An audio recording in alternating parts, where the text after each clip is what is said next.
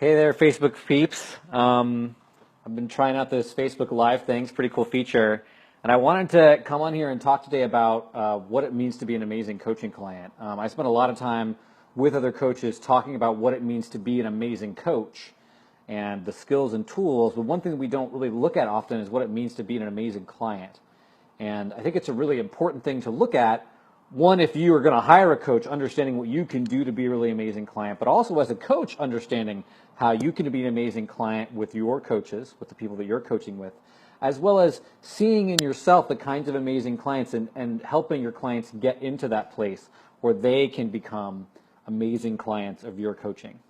And the reason why I wanted to share this with you today is I got this email from my coach where I asked for a little bit of feedback on how I'm showing up. And this is what he wrote. He said, "You are literally crushing it. I'm really impressed by the way you embrace everything and dive in headfirst. It's by far one of the most aggressive ways I've seen someone approach change work, full out sprinting. Keep your head up. You really should be proud of yourself. You are owning your choices and experiences like a champ."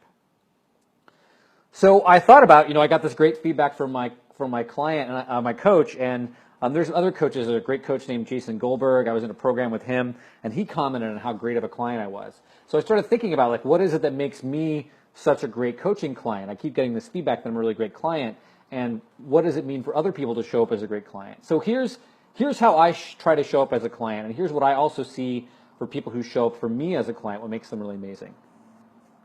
So the first thing is I show up and I come ready to play full out. I bring everything to the table.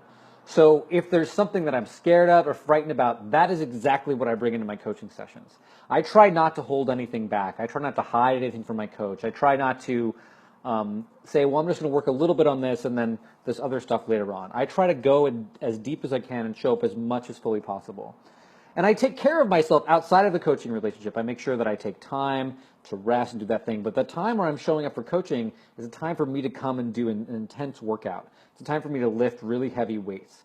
And so I show up ready to lift those heavy weights to every coaching session. So I really come and I look at it as a really intense workout, a way to dive into what I'm doing. The second thing has to do with a lot of my philosophy that comes from Zen training. And that is that whatever you're most afraid of, whatever it is you fear, you walk right into it. So I've got this great quote on my desk that was given to me by Rich Litvin. I'm in this group called 4PC. And the quote says, "Forget safety, live where you fear to live, destroy your reputation, be notorious." It's by Rumi. And what's up, Ryan?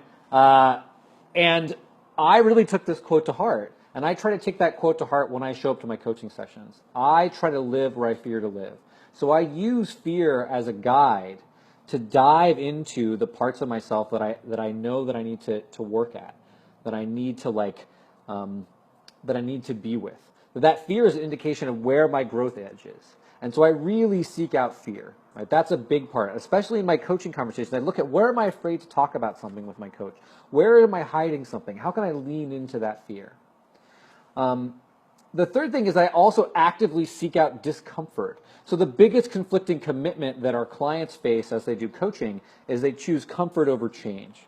And they often say, I don't understand why I'm not changing. The reason is that it's not because they don't want to choose the change. It's just that it's hard to not choose the comfort that's there, right? So really choosing to be uncomfortable. And that's a good question as a coach if you're working with the client is how often does the client feel uncomfortable? How often are there uncomfortable silences on the other end of the phone? How often do they seem triggered or off-put by what you're saying? It's not that you should intentionally try to insult your clients or offend them or yell at them or anything. It's about how can you get them, invite them into a place of discomfort. And then the last thing is just to keep showing up to the work. What amazes me is that most people quit personal growth work. Most people quit long-term personal projects like a blog or development because they just stop showing up. I've had a blog now for 3 years. I've got a couple thousand subscribers. I'm not a huge blog, anything like that. But the fact is that I have consistently shown up now for 3 years to write this blog. And so now I have this body of work that I'm really proud of, that I can share, that I can refer to, that I can go back and read. It's sort of a legacy I've left. And so showing up in that way, showing up and continuing to show up over and over again, even when you don't feel like it, even when you're having a bad day, just keep showing up is part of what makes someone a really amazing client. So as you go out there and work as a coach, remember, don't just think about, how do I get clients? Be looking for where are those really amazing clients. And one of the best ways to identify amazing clients, one of the best ways to enroll amazing clients, is to be an amazing client yourself.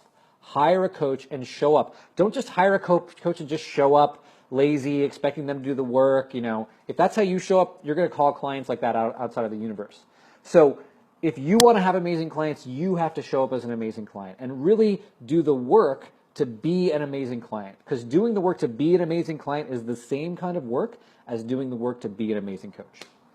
That's all I got for you guys today. Hope you have a wonderful sunny day, and happy June.